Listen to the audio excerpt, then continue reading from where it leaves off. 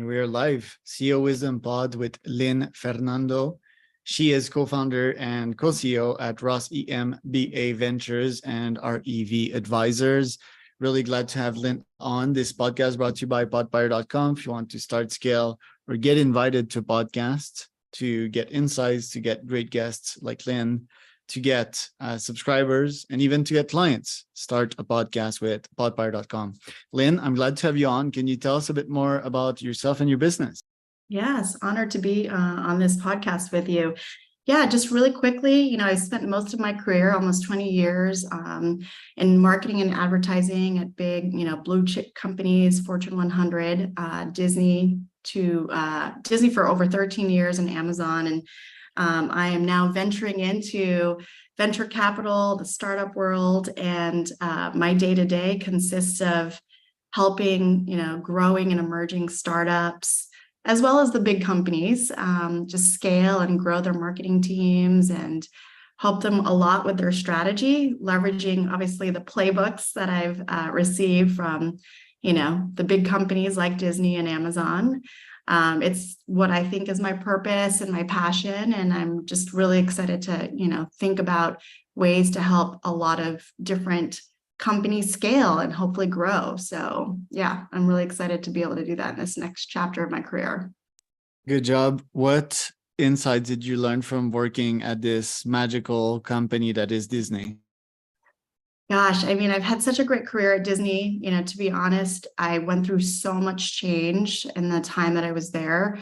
For instance, I joined Disney when digital was the, small kind of up and coming business unit. So I'm aging myself, but, this is where we were fighting for budgets. We were trying to establish ourselves as in an organization and a business unit. And now, obviously, streaming and all of the digital properties is at the forefront. And so knowing that the consumer behavior changes, you always have to put the consumer first. Always know exactly where their motivations are, their behaviors, what they're doing. And I learned that at Disney. It's like, always think about the consumer, think about what their motivations are. And also IP. At the end of the day, what makes Disney and all of its different franchises and properties is its IP and the strength of those IP, that which obviously differentiates itself across other, franchise owners and studios and other companies. So, I'm excited to be able to leverage that franchise management, digital strategy experience, and then obviously apply that in, this next kind of stage. So what kind of clients do you deal with nowadays? Are they big businesses? And tell me the dealio with the fractional CMO services that caught my attention. Yeah, right now, my purpose and passion is working with Series A and beyond startups. My goal is to help them from a, marketing strategy and growth perspective. They've obviously had significant traction. They know exactly their differentiation within the space. And I deal mainly with consumer products, SaaS, B2B. But they're now at this inflection point, right? Of like, they need to scale, they need to grow and market themselves and probably even expand into different target audiences. So my fractional CMO services are to go in there, help them grow their teams, look for the right talent to be able to, take that company or take that business to the next level. Having said that, I have a bleeding heart for, early stage startups who don't know where to start. Like, these are your technical co-founders or founders who don't necessarily have, a marketing background. They don't necessarily have even money to spend in marketing. And I do also like to work with these early stage founders and help them exactly with giving them a go-to-market playbook, helping them with a marketing plan so that they can then take that playbook and execute on themselves. Tell us about your mindset going into venture capital with EMBA Ventures and your thesis and the size of checks that you cut and what kind of startup. So like 4-in-1 question right there. Yeah. So with REV Capital, so that's one of the different pillars within EMBA Ventures. We are launching our first fund. It's a small fund. And we had been doing it already organically. We were angel investors coming out of the business school at Michigan, and we were just wanting to formalize it. So now our thesis is fairly broad. We are looking at all of the different sectors where all of the GPs have experience in: entertainment, media, fashion, retail, e-commerce, and just looking for, honestly, investment into those hungry founders who obviously show potential, or they could be founders who have already exited multiple times, but now just need that, extra kind of push into the next stage. So I will tell you, in this climate, we are very lucky to have a lot of great relationships because we are harnessing the Michigan network. But yeah, I can only imagine right now being a founder, trying to connect with the right investor. And so we're fortunate that our ecosystem, our community has such a broad base of experience. Right. And what type of startups, what size of check? I mean, personally, I'm very interested in Gen AI and media and entertainment. There's a few founders where right now we are not ready to make a check, but when we close, which we're hoping, crossing our fingers, in the next couple of months, we'll be able to write, checks of 50 to 100K. It really is small at this point because we're learning as we go. But if we close this fall, we're ready to start making checks to these various sectors. Right.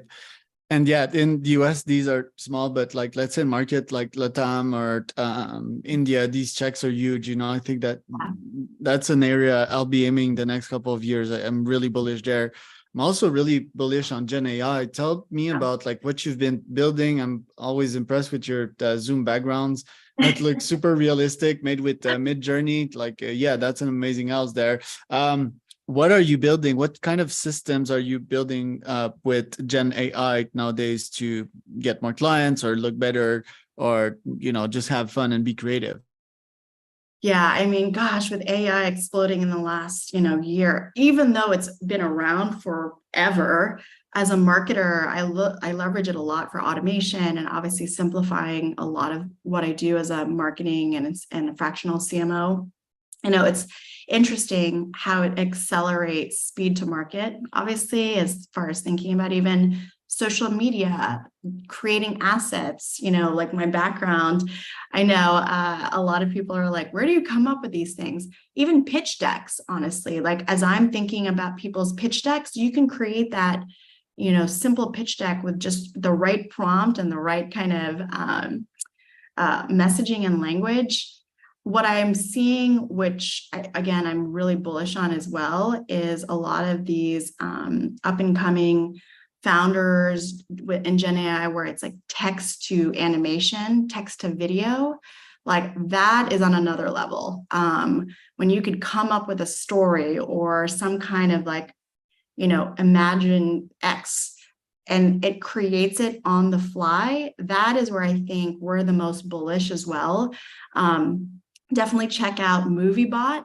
This is one of the founders I was alluding to, and companies that I was alluding to, where they have such unique technology as far as creating, text to animation. And having been at Disney and obviously seeing how long the process is for development, what they're creating is amazing. What I think they're developing now, match that with franchise and match that with the right IP, and I know it's going to explode. So, that's an area that I think is going to be really unique, especially since it's already starting to be a crowded market. There's so many different AI platforms. And so I have this one search site that I go in and I put in exactly which type of AI like software I need, and it brings up all the different types of AI platforms or AI software that exists.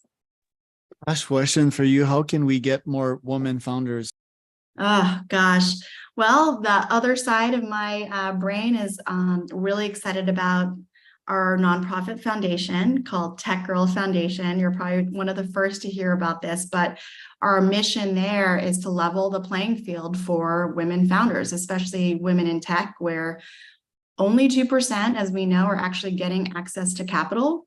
And we know with obviously just the lack of opportunity for them, getting in the right rooms, getting in the right kind of communities, getting in the right,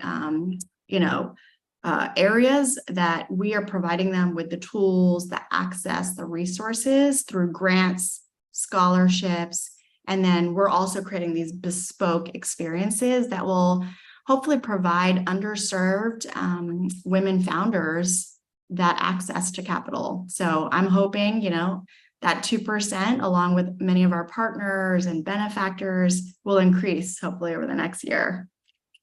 Love it. Where can people find out more about you, Lynn? Well, you can find me on LinkedIn at Lynn Fernando or lynnfernando.com. That's where I have all of my different links to all the different passions and organizations and companies that I oversee and look after. So yeah, please look me up, lynnfernando.com, or on LinkedIn. And I'm Charles Cormier, host. If you want to start, scale, or be invited to a podcast, that's podpire.com. Thank you so much, Lynn. That was Lynn Fernando.